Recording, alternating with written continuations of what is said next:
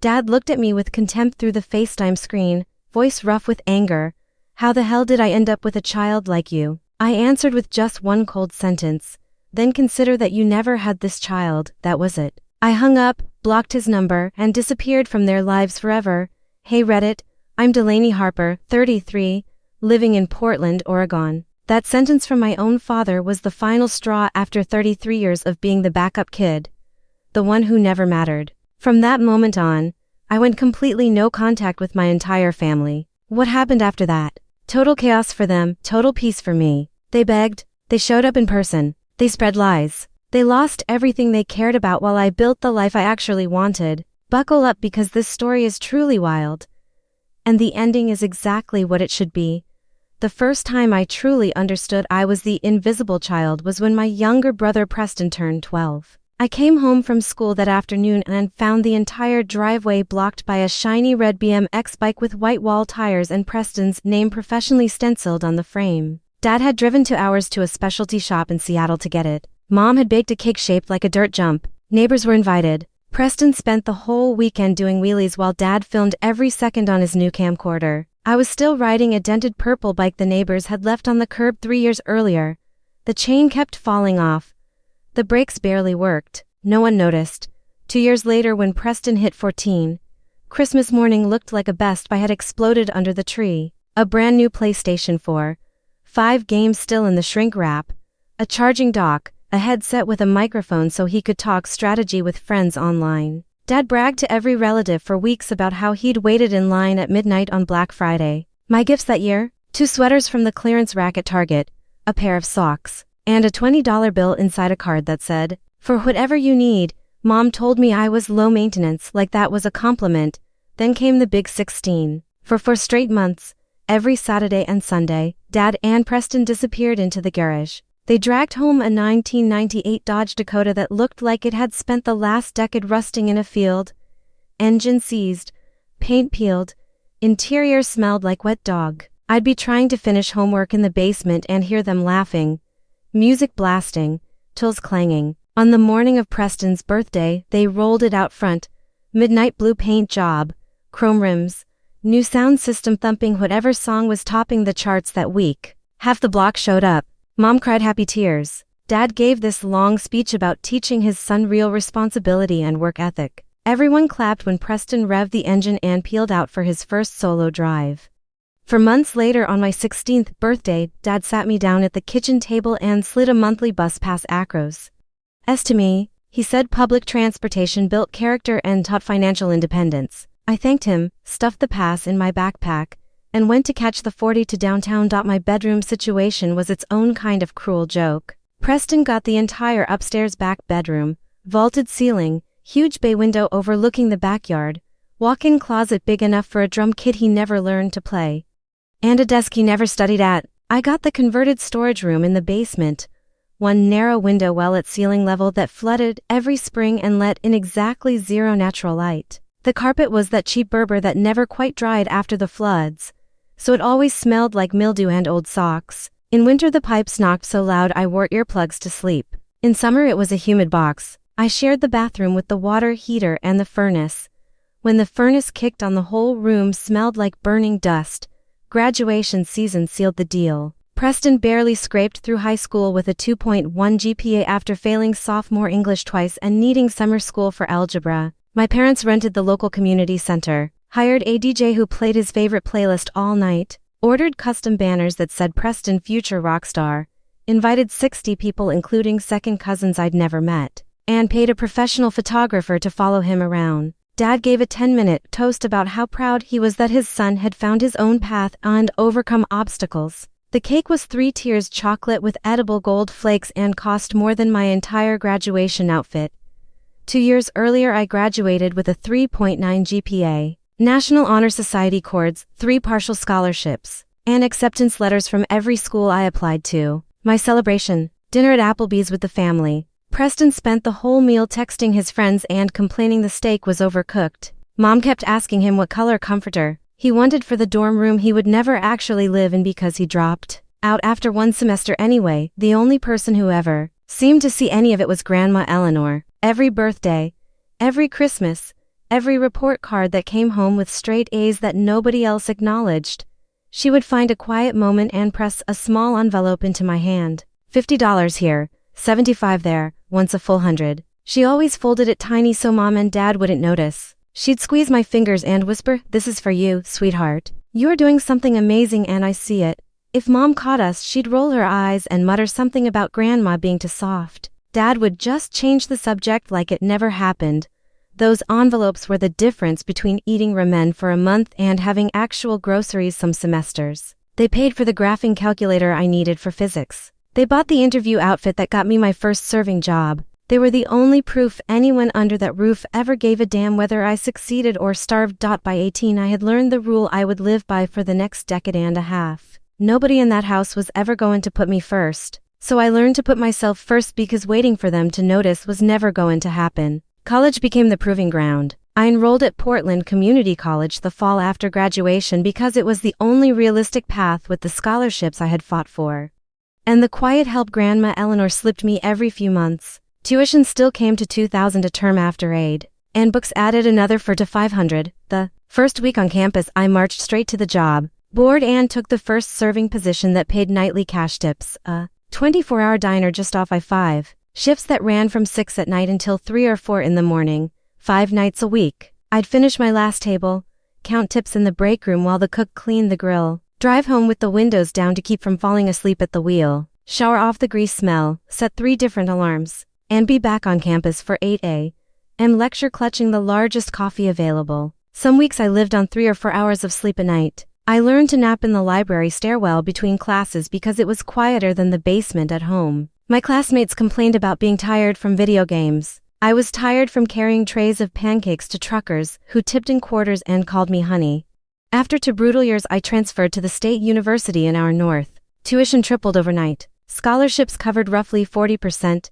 Grandma's envelopes another small slice, and the rest went straight onto federal loans. I kept the exact same serving schedule because rent, food, and loan interest don't pause for anyone. I'd sit in the back row of 200-seat lecture halls fighting to keep my eyes open, then drive straight to the restaurant, smile on for 8 hours, count tips at 2 a.m. study in the booth after close until the manager locked the doors, drive home, crash, repeat. For years after starting community college I walked across the stage with a business degree, a 3.8 GPA, and $42,000 in student loan debt that still shows up like clockwork every month. Preston's college experience was an entirely different universe. The day he announced he wanted to study music, Mom and Dad wrote the first tuition check to a private art institute downtown without even asking for a brochure. Full ride, tuition, fees, private dorm he never used, meal plan, monthly allowance for supplies and inspiration. Year 1 he decided he was going to be a guitarist. Dad bought him a $3,000 Les Paul the same week. Year 2 he switched to music production and suddenly needed $20,000 in software and studio gear. Year 3 he pivoted to graphic design because the crowd was cooler. Every switch just required another call to the registrar and another transfer from the family account. No lectures about focus. No questions about wasting money. 5 years. And 3 major changes later, he walked out with a general fine arts degree that basically proved he had shown up often enough to collect a piece of paper. He moved right back into the upstairs bedroom with the bay window, set up his creative workspace, and told everyone he was working on an album that would drop when the stars aligned.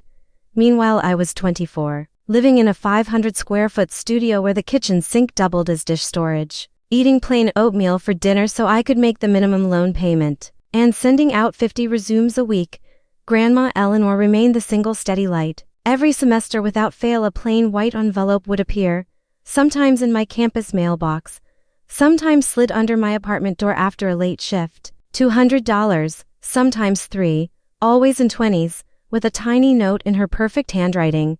Make sure you eat enough to keep that brain sharp. Love.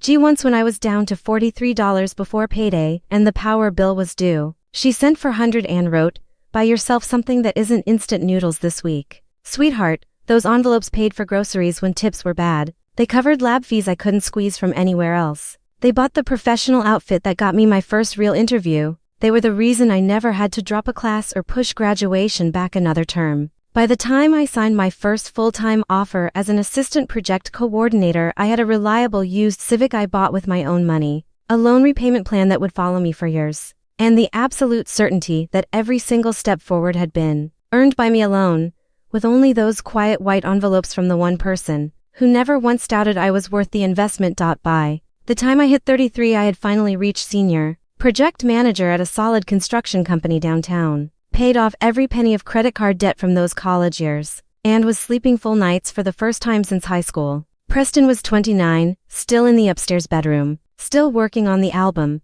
and had just proposed to Avery Quinn, a travel blogger with 15,000 followers who made a living posting sunrise yoga shots from places I could only dream of visiting. And the proposal itself didn't shock me. Avery had been around for 2 years, and Mom already treated her like the daughter she'd always wanted. What did shock me was the group text that blew up my phone one Friday night in April while I was microwaving leftovers after a 14-hour day on site. Mom had created a new family chat titled Preston and Avery Wedding Dreams. The first message was a wall of text about the perfect venue they'd found in Hood River, a boutique vineyard on the river. String lights everywhere, private chef, capacity for 150 guests. Deposit due in full to lock the date, $22,000. Then came the line that made me drop my fork. Since this is a once-in-a-lifetime family moment, we're asking everyone to contribute their share. Delaney, as the older sister, we're expecting $15,000 from you. It's tradition for the whole family to share the joy, $15,000, to full month's take-home pay, gone for a deposit on someone else's party. I typed back, I'm not in a position to give $15,000 and hit send. The replies came instantly. Mom, this isn't about what you can afford. It's about love and support. Preston, seriously, you make bank now. Dad, family helps family. Don't make this difficult. I explained I had my own mortgage, retirement goals, an emergency fund I'd spent years rebuilding. Mom shot back that Preston and Avery deserved their dream day, and I should be honored to help make it happen. Preston sent a photo of the venue at sunset with heart emojis. I stopped responding. All weekend the messages kept coming, payment links, budget spreadsheets, even a half-finished GoFundMe titled Help Preston and Avery Say I Do. Mom ended one thread with, if you don't contribute, don't ever call me mom again. Sunday night my phone rang with a FaceTime from Dad. I should have ignored it. I didn't. He answered red-faced, sitting at the desk in his home office. Mom hovered just out of frame. Preston and Avery stood behind him like backup singers. Dad didn't bother with hello. We need an answer tonight, he barked. We're $5,000 short of the deposit, and the venue won't hold past Tuesday. Stop ignoring us. I've already told you I can't give $15,000, I said, voice steady. That's not possible for me right now. Dad laughed bitter. You live alone. No kids, fancy job. What are you even doing with your money? Mom leaned in. This is your only brother's wedding. You got everything you wanted. Let him have this. I listed the facts one more time. 5 years of art school fully funded. 0 rent at 29. Truck still in Dad's name. Mom cut me off. He's an artist. He needs support. You never needed anything. The argument circled for 20 solid minutes. Every time I brought up fairness they called it jealousy. Every time I mentioned money they called it selfishness. Preston rolled his eyes. Avery looked at the floor. Finally Dad leaned so close to the camera his forehead filled the screen. His voice dropped to that low, dangerous growl I hadn't heard since I was a teenager. How the hell did I end up with a kid like you? Silence. My mother just shook her head, not even bothering to look at me again. Preston's mouth opened, then closed. Avery's eyes went wide. I looked straight into the lens and answered, calm and clear. Then pretend you never had a daughter. Dad started shouting something else, but I ended the call. Blocked his number, blocked Mom's, blocked Preston's, blocked the wedding group chat, went through my contacts and blocked every cousin, every family friend who might try to guilt-trip me later. 17 numbers gone in 90 seconds. My phone buzzed angrily for about a minute, then went dead quiet. An hour later a call came from a number I didn't recognize. I almost let it ring out, but answered anyway. Delaney, honey, it's Grandma Eleanor. Her voice was soft, steady, the way it always was. I saw Preston whining in the family chat before you left it. I heard what your father said. You did the right thing. I'm proud of you, sweetheart. You don't owe them one damn thing. I let out a breath I didn't know I'd been holding. She talked for another few minutes, no pressure to forgive. No lecture about blood being thicker than water, just telling me I was strong, that I'd built something real, and that she'd always known I would. When we hung up I poured a glass of wine, turned off my phone completely, and slept better than I had in years. That was the night the backup kid finally walked away for good. 3 weeks of perfect silence ended the night my phone rang at 11:30 on a Tuesday. I was halfway through a glass of wine and a recorded episode of some mindless reality show when the screen lit up with a number I hadn't seen in years. Jake, the manager from the 24-hour diner where I used to serve until 3 in the morning. I answered half expecting a wrong number. Delaney. Hey, sorry to call so late, he said, voice low like he was trying not to be overheard. Your dad just showed up here like just now. Stormed in yelling your name, demanding to know if you still worked here, saying you were having a breakdown and needed family intervention. Customers were staring. I tried to calm him down, but he got loud, started knocking over chairs. Security had to escort him out. He left cursing, said he'd be back tomorrow. I sat frozen, wine forgotten. Jake kept talking. I figured you should know in case he tries again. Also, a couple regulars recognized him from the description you gave years ago and asked if everything was okay. I just said family stuff and left it at that. I thanked him, hung up, and stared at the wall for a long time. Dad hadn't set foot in that diner once in the 6 years I worked there. He knew exactly where it was because he used to complain about me wasting my life on the job. And now, 3 weeks after I blocked everyone, he decided to make a scene in the one place he knew would embarrass me the most. The next escalation came 2 days later. I was in a client meeting when my work phone buzzed with a new email from HR titled Concern About Well-Being. Someone using an anonymous Proton mail address had sent my current boss, my direct supervisor, and 3 team leads a long message claiming I was under severe emotional distress, showing signs of instability, and possibly a risk to myself and others. It included screenshots of old private messages taken out of context and ended with a suggestion that the company monitor the situation closely. I knew the writing style immediately. Mom. She had found my current workplace through LinkedIn.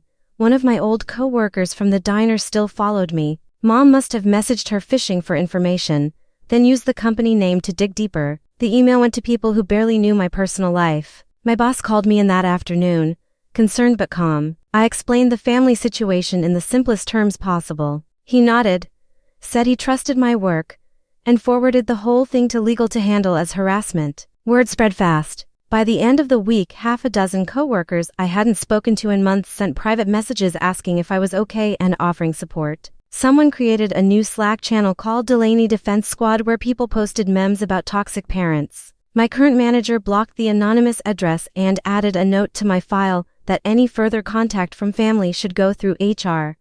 The backlash was instant and beautiful. Jake from the diner texted again a few days later. Dad had come back twice, each time more agitated, and security finally banned him from the property. Regulars who remembered me started leaving fake bad reviews for rude older customer causing disturbances. Mom's messages to former coworkers got screenshot and shared in group chats I was still in. People responded with laughing emojis and told her to leave me alone. One old server buddy even posted publicly on her own page. Some parents really think money can buy forgiveness. Newsflash, it can't. By the end of the first month, the harassment had backfired spectacularly. Instead of isolating me, it rallied everyone who actually knew me. Tips from my old regulars spiked because they felt bad. My current team brought coffee on tough days without being asked. Complete strangers who heard through the grapevine sent encouraging notes. Dad never showed up at my actual job site. He didn't know where the current projects were, and security there is tighter than a drum. Mom tried one more anonymous email to HR and got an official cease and desist letter in response. After that, the direct attack stopped. They had tried to paint me as unstable, and all they managed to do was prove who the real problem was. The peace that followed was deeper than anything I'd felt before. In early October, Grandma Eleanor left me a voicemail that made everything real. I just finished a long day of site visits and was scrolling through emails when my phone buzzed with her voice. Delaney, honey, it's me. I need to see you. There's something important about your brother's wedding I think you should know. Call me when you can. No urgency in her tone, but the words landed heavy. We met for coffee the next afternoon at a quiet spot in Beaverton, away from any family ears. She didn't waste time on small talk. Over to lattes she laid it all out. She'd met with Avery's parents, Richard and Susan Quinn, the week before. They'd reached out after the engagement announcement, wanting to meet the family. Grandma had gone alone because Mom was too busy with planning, and Dad had work. Over lunch at their Seattle home, the conversation had turned to family dynamics, and Grandma couldn't stay quiet anymore. She pulled a folder from her purse and slid it across the table. Inside were photocopies of old tuition statements from Preston's art school, 5 years of full payments, major changes, equipment purchases, all in Dad's name. Next to them were screenshots of text threads, Mom gushing over Preston's talent, Dad praising his creativity, the same messages I'd seen 100 times but never saved. Grandma had kept everything dated and organized. I told them the truth, she said simply, about how your parents poured every resource into Preston while you built everything yourself. They didn't say much right then, but I saw the looks they exchanged. The Quinns, it turned out, came from old Seattle money, third-generation real estate developers with a family tradition of equal treatment and self-reliance. Their daughter marrying into a family with that kind of imbalance didn't sit right. They started asking questions quietly, starting with Preston. A week after Grandma's lunch, Susan Quinn called Avery's phone and asked for a casual chat about finances. Preston, thinking it was just wedding talk, handed over his credit report without a second thought. What they found was $18,000 in revolving debt, maxed out cards from creative purchases, late fees, minimum payments only. The truck Dad co-signed, 2 years behind on insurance. The album fund, half spent on festivals he never attended. Richard Quinn didn't yell or threaten. He just looked at Preston across the table and said, "Son, we don't build empires on debt and excuses." They gave Avery an ultimatum: postpone the wedding indefinitely until Preston showed real stability. She chose her family's values over the fairy tale. By the end of September, the engagement was off. The Hood River deposit refunded minus a $5,000 penalty. And Avery moved back to Seattle. Preston was gutted. For the first time in his life, the golden path had a dead end. He couldn't stay in the upstairs bedroom anymore. Mom and Dad suggested the basement, but even that felt like a demotion. He packed in a weekend, rented a studio apartment on the east side with a roommate he found on Craigslist, and took the first job that didn't require a portfolio: entry-level accounting clerk at a small firm, 9-to-5 spreadsheets, no creative freedom, salary just enough to cover rent and the minimum on his cards. The deposit penalty, he's still paying it off monthly. The fallout didn't stop with him. Dad's golf group, the same one he'd played with every Saturday for 20 years, started pulling away. It began with whispers after he showed up one morning still fuming from the wedding cancellation, ranting to anyone who would listen about ungrateful kids and family betrayal. By the third hole he was yelling at a missed putt, throwing his club, scaring the groundskeeper. The group chat went silent. 2 weeks later, the organizer called and said they were restructuring memberships, and Dad wouldn't be included anymore. No one returned his calls after that. Mom's single quotes s volunteer work at the Lutheran church where she'd organized bake sales and Sunday school for 15 years dried up fast. Someone in the women's group had heard the full story from a mutual friend. Grandma's lunch with the Quinns leaked through Seattle connections. The pastor pulled her aside after service one Sunday and suggested she reflect on family priorities before leading any more committees. By November, her name was off the volunteer roster entirely. She stopped going altogether. The business took a hit too. Harper Financial Services, the small accounting firm Dad and Mom ran out of their home, started losing clients. Word spread in the tight-knit Portland business community. The owners who preached fiscal responsibility had a son in debt up to his ears and a daughter they'd alienated over money. 2 long-term clients switched firms. Referrals dried up. Dad posted vague LinkedIn updates about challenging times, but the damage was done. Grandma watched it all from a distance, never gloating, just sending me the occasional text. "They're learning now what you've known for years." She never asked me to reach out, never suggested forgiveness. She just let the consequences do their work. By year's end, the family that had chosen favorites was left with no one choosing them. Last month I turned 33, and for the first time in my life I threw a party that was actually mine. 2 weeks earlier, my boss had called me into the office and handed me the new business cards. Senior Project Manager. My name in bold. The title I'd been working towards since my first internship. That same week the final student loan payment cleared. $42,000 gone. I stared at the zero balance on the screen and felt something lift I didn't even know I'd been carrying. So I booked the private room at the rooftop restaurant in the Pearl District I'd always wanted to try. 40 invitations went out to people who had seen me at my lowest and never once looked away.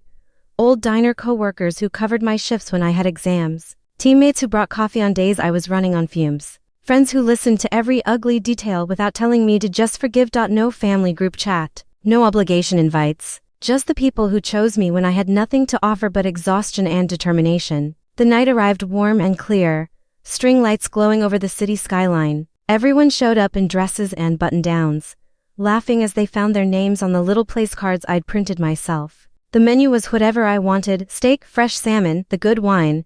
No budget talks, no guilt. Someone brought a playlist of songs from my college years. Another person made a slideshow of photos from job sites and late-night study sessions. Laughter echoed off the brick walls.